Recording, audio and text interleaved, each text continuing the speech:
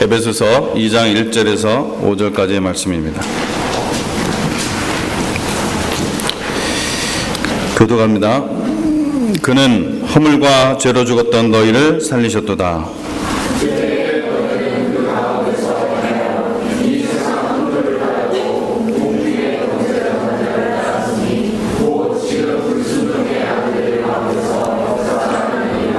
전에는 우리도 다 그 가운데서 우리 육체의 욕심을 따라 지내며 육체와 마음에 원하는 것을 하여 다른 이들과 같이 본질상 진노의 자녀였더니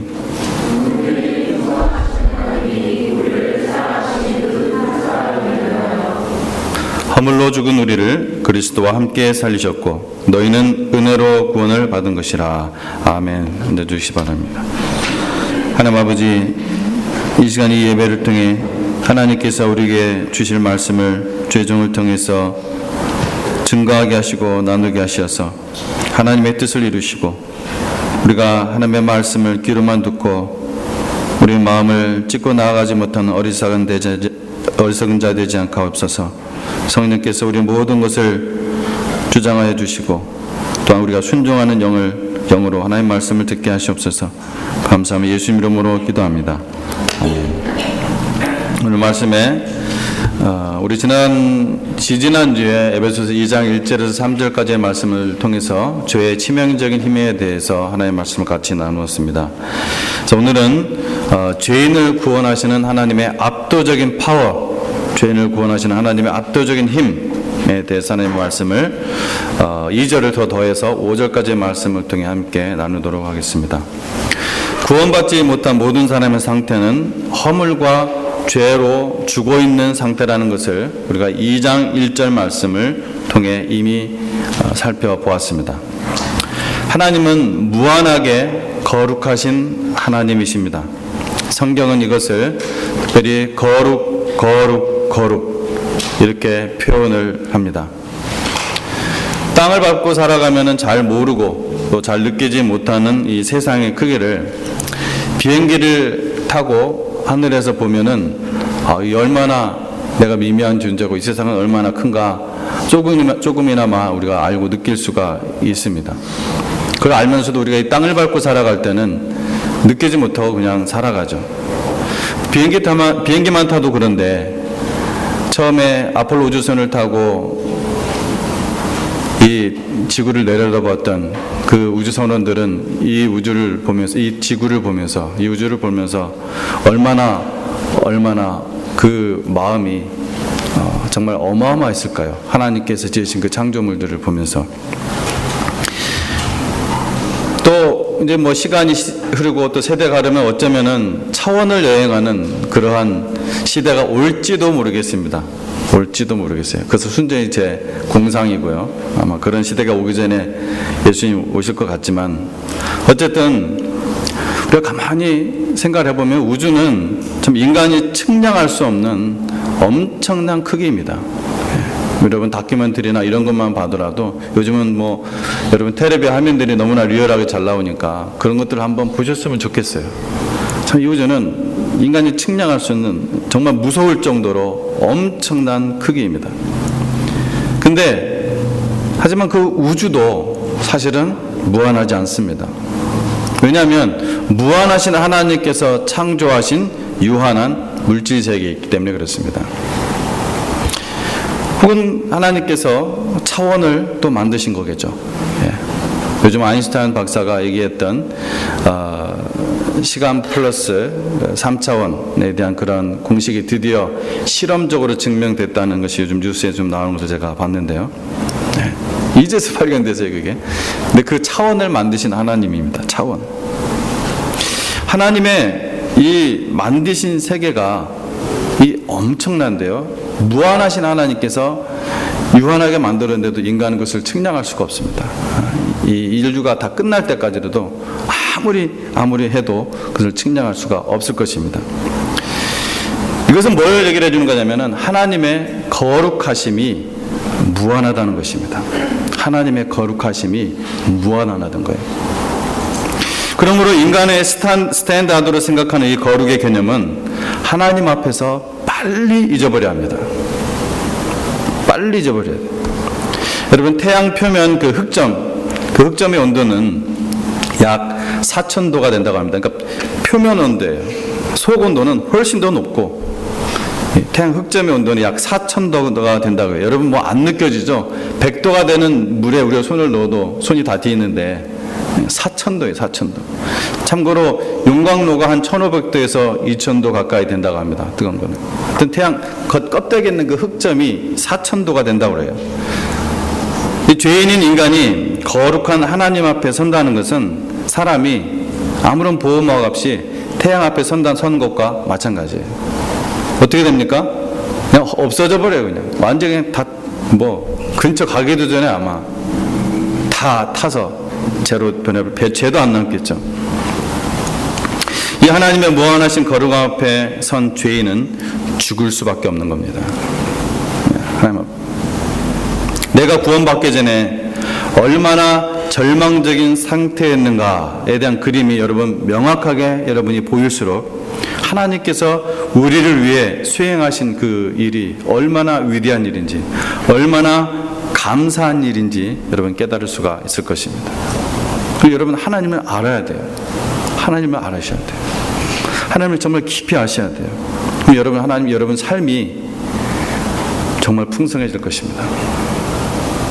하나님을 모르는 사람이라도요, 인간이라면은, 동물이 아니라 인간이라면은 죄를 인식하는 그 연령의 차이가 있지만 누구나 자신이 죄인인 것을 인식합니다. 다만 그 정도나 온도의 차이만 있을 뿐 자신이 죄 없다고 말하는 사람은 스스로 속이거나 의도적으로 자기가 어떤 이유로 거짓말하는 사람이에요. 성경을 갖다 대지 않아도 어떤 종교가 없어도 그 사람은 자기가 죄인인 것을 알 수밖에 없는 존재예요. 만약 자기가 죄 없다 하면은, 우리가 범죄하지 않았다고 하면은 요한일서 말씀에 뭐라고 합니까? 하나님을 거짓말쟁이 만드는 거라고요. 로마서 1장 20절에서는 저희가 핑계치 못할 것이라고 했습니다. 인간이라면 그렇다는 거예요. 자기가 인간이기를 거부한다면 모르겠지만. 성경은 아주 분명하게 선포하기를 모든 사람이 그래서 죄인이라고 선포합니다. 근데 성경 안에서 이 죽음은 결코 존재의 사라짐을 의미하지 않습니다. 인간의 죽음을 분리의 차원으로 설명한다면 이렇게 세 가지의 분리로 설명할 수가 있습니다. 첫 번째, 육체적인 분리입니다. 육체적인 분리, 육체적인 죽음 혹은 육체적인 분리. 이것은 몸으로부터 영혼 혹은 생명이 분리되는 거예요. 이 히브리서 9장 27절에 그 죽음입니다. 그 다음에 영적인 죽음입니다. 영혼이 하나님으로부터 분리되는 거예요. 육체적으로는 아직 붙어있지만, 생명이 붙어있지만 무엇이 분리되느냐? 영혼이 하나님과 분리된 상태예요. 지금 걸어다니고 있지만은 그 사람의 영적으로 죽었다는 것은 하나님과 분리되어 있는 거예요. 오늘 2장 1절 말씀도 그겁니다. 그는 허물과 죄로 죽었던 너희를 살리셨도다. 말씀에 이미 우리가 죽어 있었던 상태예요. 하나님과 영적으로 분리된 상태, 이 영적인 죽음을 얘기하는 것입니다. 요한일서 5장 12절에서는 아들이 있는 자에게는 생명이 있고 하나님의 아들이 없는 자에게는 생명이 없느니라. 한 가지 재미있는 에피소드가 제 처음 신앙생활 할 때 저에게 있었던 일은 아니고 지금도 제가 생생하게 기억이 나는 일이 있습니다. 저를 가르쳐 주신 저게 영적인 아버지와 같고 정말 저에게 너무나 귀하신 제가 종종 얘기하는 박영렬 목사님이라는 분이 계십니다. 근데 이분이 처음에는 그냥 저는 미생물학 그랬지만 이분은 이제 생물학 다니셨기 때문에 생물학과였어요. 근데 생물학 선생님이 교수님이 시험 문제를 낸 거예요. 시험 문제를 했는데 생명이 무엇인가? 생명에 관한 질문이었어요. 생명이 무엇인가? 그것에 대한 질문이에요. 좀 쉽지 않은 질문이었죠. 근데 이 목사님이 이제 그 당시 전도사님도 아니었고 그냥 우리 그 중등부를 맡은 선생님이었습니다. 이제 공부를 나중에 얘기하시는데 공부를 좀 안 하셨대요. 공부를 안 하셔가지고서 이게 교과서에 뭐라고 나오나 몰라가지고 그냥 이렇게 썼다고 합니다. 하나님이 주시는 거. 하나님이 주시는 것이, 하나님만이 주실 수 있는 것이 생명이다. 이렇게 딱 답을 썼대요. 근데 나중에 교수님이 부르더래요. 불러가지고서 이거 정답인데 어떻게 이걸 썼느냐. 그래서 맞았다고 했을 이거를. 제 기억은 그래요. 그것을 저희한테 얘기를 해주시더라고요. 근데 그분도 알고 보니까 크리스찬이었어요. 그 교수님도. 너무 그런 대답을 쓴 사람이 지금까지 한 명도 없었대요. 근데 깜짝 놀랐대요. 그런 대답을 딱 쓴 것을 보고서. 맞습니다. 생명은 하나님께서 주시는 것입니다. 아무도 줄 수가 없어요. 오직 하나님만이 주시는 것이, 하나님으로부터 이 생명을 받지 않으면 죽은 거예요. 모든 죄는. 그래서 아들이 있는 자에게는 생명이 없고 하나님 아들이 없는 자에게는 생명이 없다고 분명하게 진리되신 하나님의 말씀은 얘기하고 있는 것입니다. 에베소서에서 바울은 영적인 죽음을 이야기하고 있습니다. 이 세 가지 분리 가운데서 영적인 죽음을 이야기하고 있어요. 즉 하나님과의 분리. 자, 두 번째까지 얘기했었죠. 그러니까 육체적인 죽음, 또 영적인 죽음, 그 다음에 마지막이 뭐냐면 영원한 죽음입니다. 영원한 죽음. 이건 영원한 분리를 얘기하는 거예요. 영원한 분리. 그러니까 이거는 돌이킬 수 없는 최종적인 분리. 이것이 요한복음 3장 16절 말씀의 멸망이라는 단어입니다. 멸망이라는 것은 사라진다는 것이 아니라 영원한 분리를 얘기하는 거예요. 요한복음 3장 16절 여러분 아시는 분 같이 하나님이 시작. 하나님이 세상을 이처럼 사랑하사 독생자를 주셨으니 이는 저를 믿는 자마다 뭐하지 않고 멸망치 않고. 하나님 앞에서 영원한 분리, 최종적인 분리를 얘기하는 거예요. 그날이 옵니다. 구원받지 않은 사람은 육체적으로 정신적으로 이 세상의 모든 즐거움들에 대해 살아있지만 영적으로는 죽어 있습니다. 영적으로 죽은 사람이 그리스도인의 삶을 사는 것이 얼마나 여러분 어리석은 일입니까? 제가 말한 거 잘 들으셨어요? 영적으로 죽은 사람이 그리스도인의 삶을 사는 것이 얼마나 어리석은 일이냐고요. 그리스도인의 삶을 흉내내거나 스스로 착각하는 걸 수가 있습니다. 그러나 그리스도인의 삶은 결코 영적인 생명을 얻지 않고서는 살 수가 없습니다. 그것은 일어날 수 없는 일이에요. 근데 그런 사람이 많아요. 예배당 안에. 반대로 구원받은 사람들, 즉 그리스도 예수의 사람들은 그 정욕과 탐심을 십자가에 못 박았다. 갈라디아서 5장 24절 말씀입니다. 전혀 반대예요. 구원받은 사람들은, 그리스도 예수의 사람들은 그 정욕과 탐심을 어디에? 십자가에 못 박았다. 그래서 예수님께서는 누구든지 나를 따라오려거든, 누구든지 내 제자가 되려거든 날마다 자기 십자가를 지치고 나를 따를 것이니라.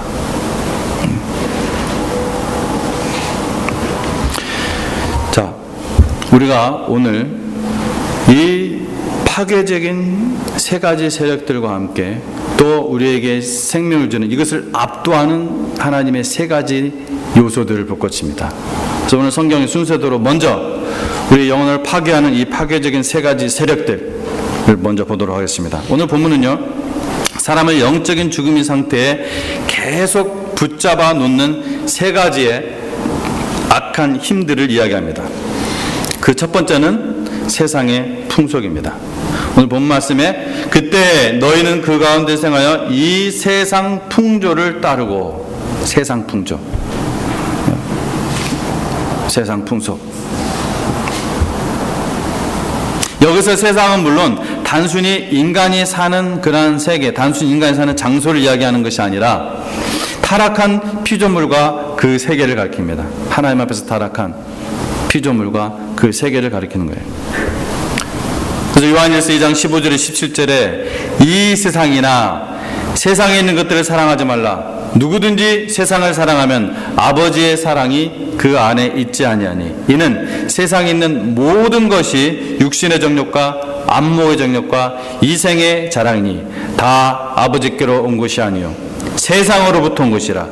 이 세상도 그 정욕도 다 지나가되 오직 하나님의 뜻을 행하는 자는 영원히 거하느니라. 아멘. 여러분 2장 15절에 17절 이 짧은 구절 안에 세상이란 단어가 6번이나 나옵니다. 6번. 그 세상을 가리키는 거예요. 지금 이 세상 풍조할 때 이 세상이라는 단어는 이 세상을 사랑하지 말라, 따라가지 말라. 그 다음에 뒤에 또 이제 풍조라는 단어가 나옵니다. 자, 우리 지금 한글로 보면은 그냥 한 단어처럼 보이기도 하고 별 의미 없이 보이기도 하지만은 굉장히 이게 좀 흥미로운 그런 단어가 연속이 되어 있어요. 앞에 세상이라는 단어는 여러분이 잘 아는 코스모스라는 단어예요. 헬라어로 코스모스.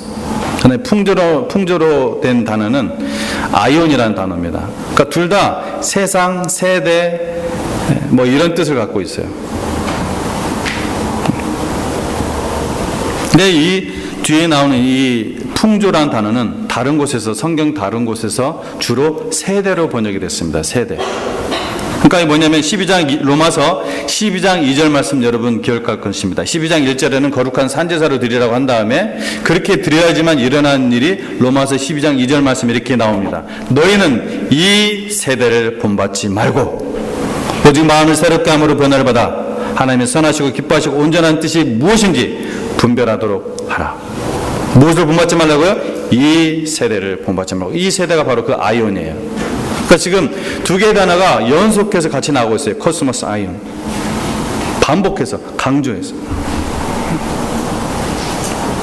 그래서 한 의미로 얘기한다면 이 세상의 풍속이란, 이 세상의 풍조란, 이 세상의 질서, 혹은 이 세상의 영, 이 세상의 세대, 이렇게 우리가 풀어서 설명할 수가 있습니다. 그렇게 바꾸어서 표현할 수가 있습니다.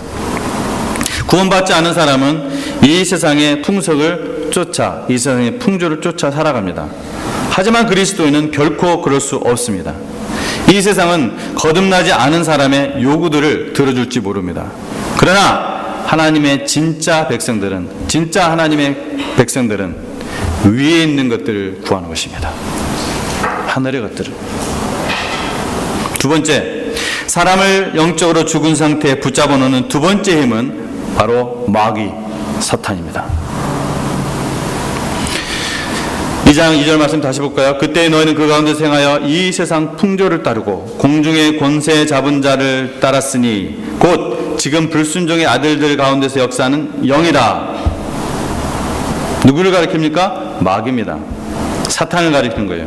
공중의 권세 잡은 자. 그러면서 이 사도 바울이 또 이어서 설명을 해놨어요. 그게 누구냐? 지금 불순종의 아들들, 즉 예수 그리스도를 믿지 않고 불순종하는 그 영혼들, 그 안에서 역사하는 게 뭐라고요? 마귀라는 거예요. 그 가운데서 역사하는 영.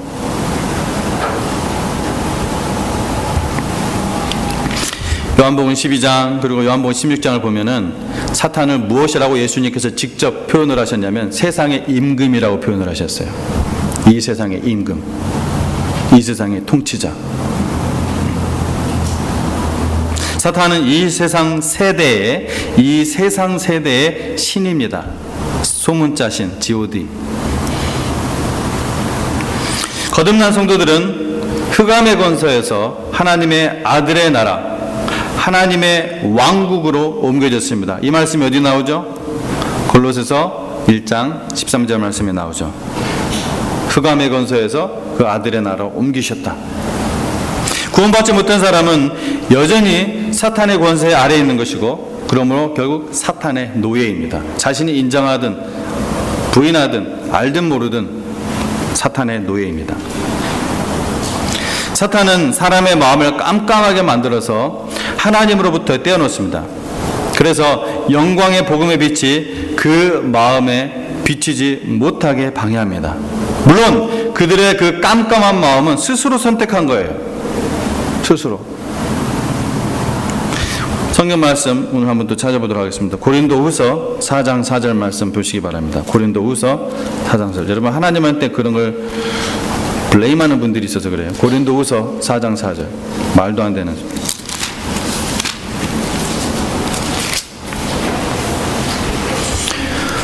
고린도서 4장 4절. 꼭 성경책 갖고 오셔야 돼요. 고린도서 4장 4절. 같이 읽겠습니다. 버전이 좀 다르더라도 한번 같이 읽어보도록 하겠습니다. 영어로 읽으시면 영어로 읽으시고 시작. 그 중에 이 세상의 신이 믿지 아니하는 자들의 마음을 혼미하게 하여 그리스도의 영광의 복음의 광채가 비치지 못하게 하매니 그리스도는 하나님의 형상이라. 이 세상의 신이 누구를 가리킨다고요? 사탄입니다. 그래서 믿지 아니하는 자들의 마음을 혼미하게 하는 거예요. 마음을 혼미하게 해서 믿지 않게 하는 것이 아니라 믿지 아니하는 자들의 마음을 혼미하게 하는 겁니다. 정확하게 보세요.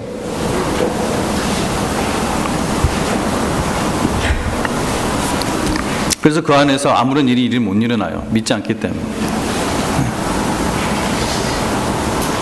그들은 죄를 인정하기를 거부하고 성령님이 들려주시는 진리에도 불구하고 믿기를 거부합니다.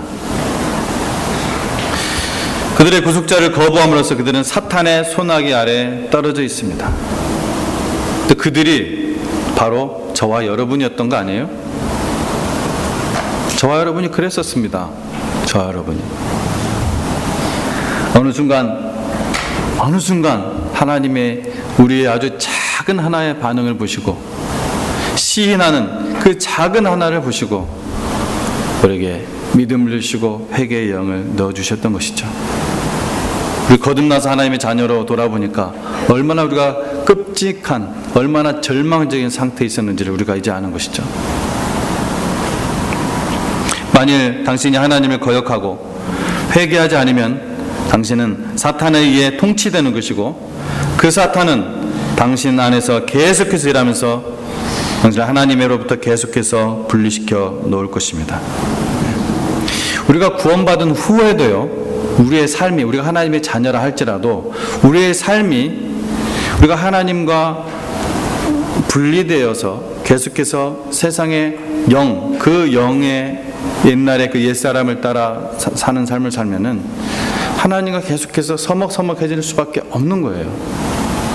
하나님의 풍성함을 우리가 경험할 수가 없습니다. 모두 다 구원받은 사람이건 구원받지 않은 사람이건, 즉 거듭난 사람이건 거듭지 않은 사람이건 우리가 하나님 앞에서 정말 겸손해야 돼요. 겸손해야 돼요. 하나님과 분리되어 영적으로 죽게 만드는 것은 이 세상과 사탄뿐만 아니라 마지막으로 육체입니다. 육체. 에베소서 다시 보세요. 에베소서 2장 3절입니다. 전에는 우리도 다 그 가운데서 우리 육체의 욕심을 따라 지내며 육체와 마음에 원하는 것을 하여 다른 이들과 같이 본질상 진노의 자녀였더니. 육체. 우리가 구원받기 전에 죄로 통치받은 이 본성은 우리의 감각적인 욕망에 따른 것들이었습니다. 하나님의 사랑을 받는 그리스도인 여러분, 이것이 바로 우리의 과거였습니다. 하나님께서 저를 찾아오셔서 구원하시기 전 저도 이 세상의 명예와 출세와 욕망을 추구하는 사람 중에 한 명이었습니다.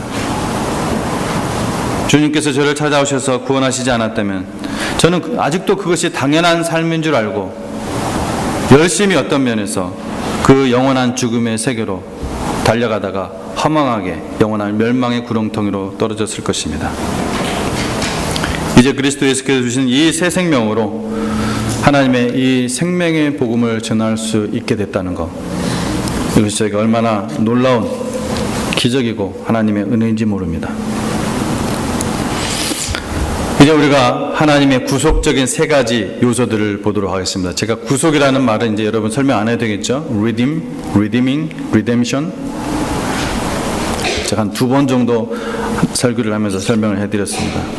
2장 4절에서 5절 말씀입니다. 바울은 하나님으로부터 우리를 분리시킨 이 세 가지의 파괴적인 세력들을 보여준 뒤에 이제 세 가지의 redeeming power, redeeming fact, 이 구속적인 요소들을 열거합니다. 하나님의 긍휼, 하나님의 사랑, 그리고 하나님의 은혜입니다. 긍휼이 풍성하신 하나님이 우리를 사랑하신 그 큰 사랑을 인하여 허물로 죽은 우리를 그리스도와 함께 살리셨고 너희는 은혜로 구원을 받은 것이라. 첫 번째로 하나님의 긍휼입니다. 2장 4절 말씀입니다. 그의 긍휼로 인해 하나님을 찬양하십시오. 왜냐하면 우리가 반드시 필요로 하는 긍휼이었기 때문이에요.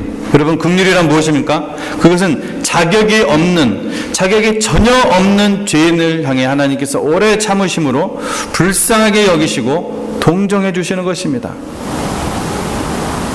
우리의 구원 전체는 하나님의 이 긍휼에 기인한 거예요. 그리고 오늘 말씀처럼 그 긍휼은 풍성합니다. 풍성해요. 죄를 증오하시는 거룩하시고 영원하신 하나님께서 죄인을 사랑하시고 구원하시는 것, 이것이 긍휼입니다. 좀 더 설명한다면 우리가 읽은 3절 말씀에 이런 말씀이 있습니다. 육체와 마음에 원하는 것을 하여 다른 일과 같이 본질상 진노의 자녀였더니, 이 진노와 반대되는 말이, 정확하게 반대되는 말이 긍휼입니다. 긍휼.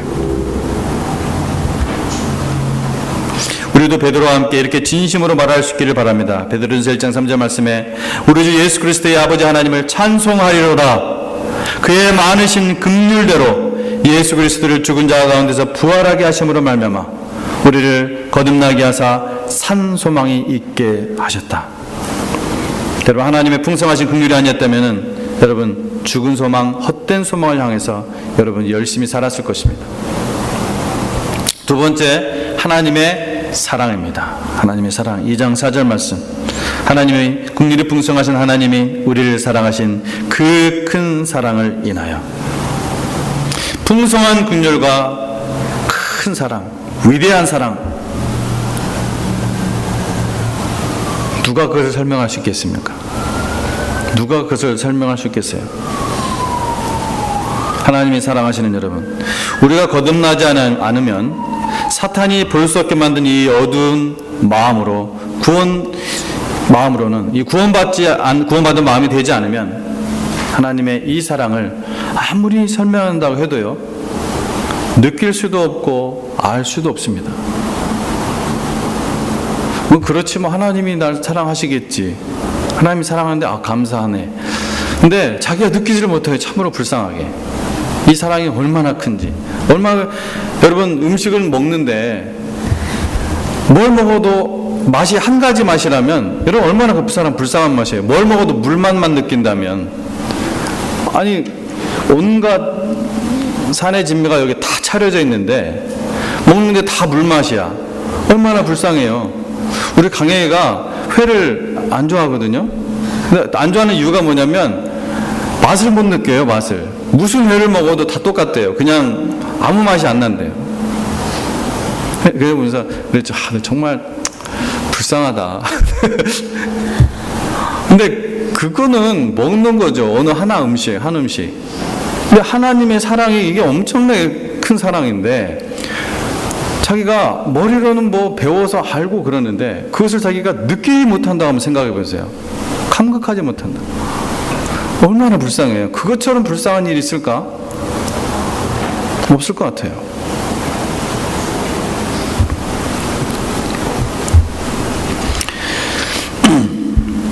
여러분, 구약시대의 마지막 기록이 뭡니까? 말라기입니다. 말라기 1장 2절에서 하나님께서 모든 민족의 복이 되게 하시려고 택한 백성, 온갖 놀라운 기적으로 구원하신 백성, 친히 구름기둥과 불기둥으로 인도하시고 그들의 먹을 것을 입을 것을 공급하셨던 그 백성이 영적으로 이제는 완전히 소경이 되어서 이렇게 하나님께 대듭니다. 말라기서 1장 2절 말씀에 여호와께서 이르시되 내가 너희를 사랑하였노라 하나 너희는 이르기를 주께서 어떻게 우리를 사랑하셨나이까 하는도다. 400년 동안 하나님께서는 때가 차기를 기다리신 후 드디어 때가 차매 하나님은 엄청난 이 창세전의 계획을 실행하십니다. 그리고 독생자 성자 하나님 예수께서는 친히 이 땅에 오셔서 이렇게 그 대답을 해주십니다. 요한복음 3장 16절 말씀이에요. 하나님이 세상을 이처럼 사랑하사 God so loved this world.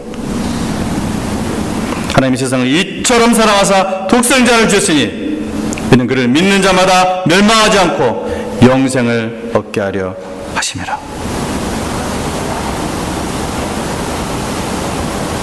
요한일서 4장 9절 말씀에 사도 요한은 또 반복합니다. 하나님의 사랑이 우리에게 이렇게 나타난 바 되었으니 하나님이 자기의 독생자를 세상에 보내심은 그로 말미암아 우리를 살리려 하심이라.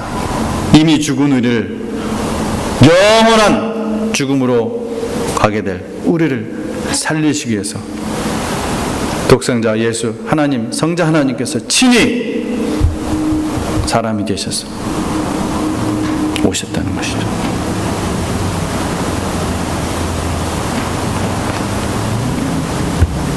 이 위대한 하나님의 사랑은 예수님의 동네에 들어가심을 막는다고 그 동네에 불을 내려 말살시켜 버리시라고 했던 이 제자 요한, 방금 읽었던 그 요한복음 3장 16절, 그리고 요한일서 4장 9절을 기록했던 그 이 요한, 그 요한이 그랬던 사람이에요. 잘 모르십니까? 사마리아 동네 가려고 하는데 이미 예수님 한번 지나갔던 동네예요. 사마리아 여인 이미 만난 후에요. 근데 그걸 지나서 예루살렘 간다고 하니까 못 가게 막으십니다. 못 들어오게 막는 거예요, 예수님. 그리고 제자들. 그러니까 요한이 이런 배은망덕한 생각이 들었겠죠. 하나님, 하늘에서 불을 내려 저 말 불질러 버리십시오. 예수님이 꾸짖죠. 그리고 그 사도 요한이 하나님의 이 예수님의 그 엄청난 사랑에 녹아들어서 이 사도 요한의 별명이 사랑의 사도가 되었던 거예요. 사랑의 사도. 여러분은 어떠십니까? 여러분은 이 사랑을 누리고 계십니까? 여러분 찬송가 404장이 있는데 요즘 몇 장인지 304장인가? 그 크신 하나님의 사랑 한번 같이 찬양하도록 하겠습니다. 찬송가가 새 찬송으로 바뀐 대로 하여튼 그것도 사탄의 역사 같아요. 자꾸 그냥 찬송가 바꿔가지고. 그 크신 하나님의 사랑 몇 장이죠? 바뀐 게? 네, 304장 맞네요. 우리 함께 제가 미리 반주잔 떼기도 안 했는데 한번 우리 정말 하나님의 이 크신 사랑, 예. 저 높고 높음을 별로 낮고 낮은 땅에 죄범한 영혼 구하려 그 아들 보내사 화목제물 삼으시고 죄 용서하셨네. 하늘을 두루마리 삼고 바다를 먹물 삼아도 하나는 하나님의 사랑 다 기록할 수 없겠네. 여러분 이 가사가 여러분의 고백이십니까? 한번 같이 찬양해 보겠습니다.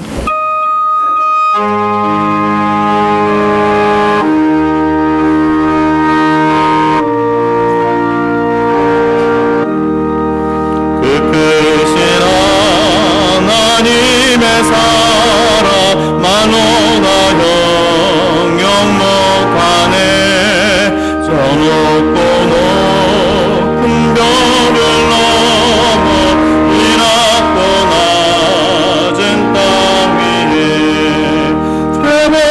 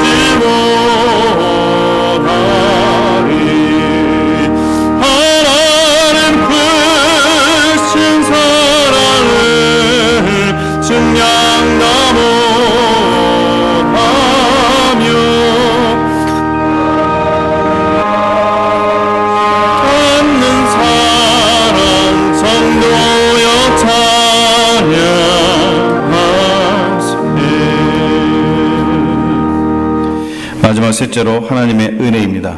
하나님의 은혜. 2장 5절 너희는 그 은혜로 구원을 받은 것이라. 2장 8절 너희는 그 은혜에 의하여 믿음으로 말미암아 구원을 받았다.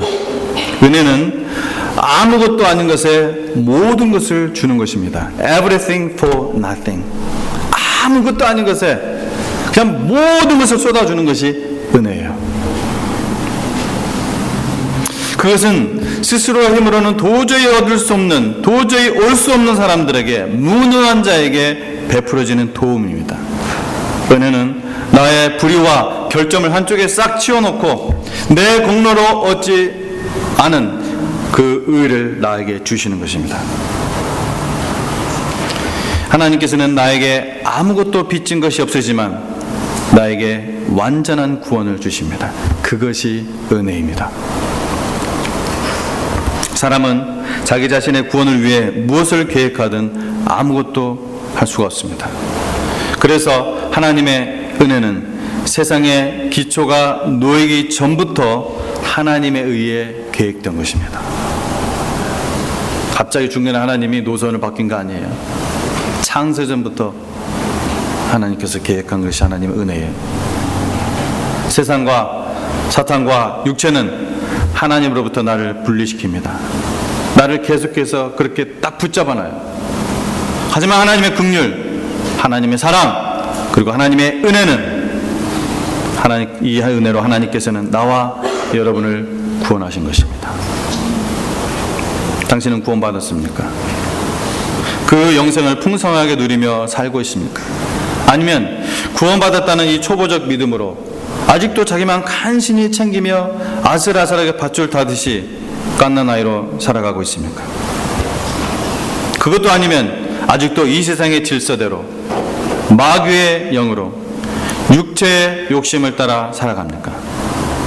하나님의 풍성하신 긍휼과 사랑과 은혜를 더욱 풍성히 경험하기 위해서는 오직 날마다 자기 십자가를 지고, 즉 날마다 예치 않은 십자가에서 죽은 것을 하나님 앞에 고백하고 주님의 생명으로 사랑 안에서 날마다 이 복음을 증거하고 살아가는 일 외에는 아무것도 없습니다.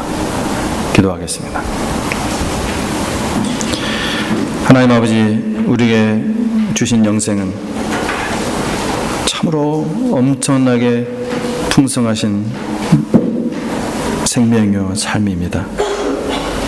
우리가 측량할 수 없는 이 우주를 지으신 우리 하나님, 그 엄청난 무한하신 사랑으로 우리에게 구원을 주셨고 우리의 영생 또한 이 엄청난 측량할 수 없는 풍성함으로 믿습니다.